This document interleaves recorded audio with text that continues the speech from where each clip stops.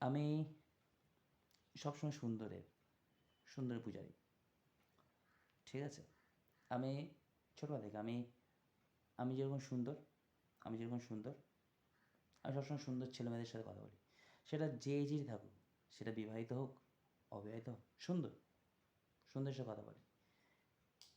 আগে তো আমার মা ভালো করে জানে যে আগে স্কুলে কালোদের সাথে আমি কথা বলতাম না।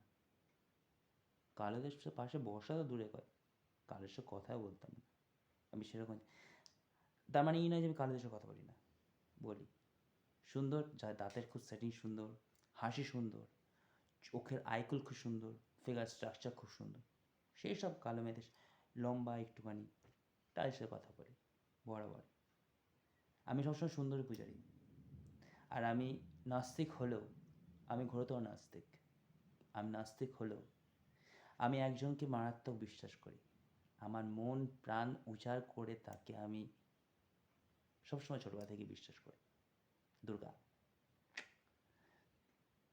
দুর্গা যখন বধ করার সময় ত্রিশূল ধরেছিল, আমি কাউকে মারার সময় আমি সবসময় যে কোনো কিছু করতে গেলে আমি দুর্গাকে স্মরণ করি, সেটা কাজের ক্ষেত্রে থাকুক, বিনা কাজের ক্ষেত্রে থাকুক।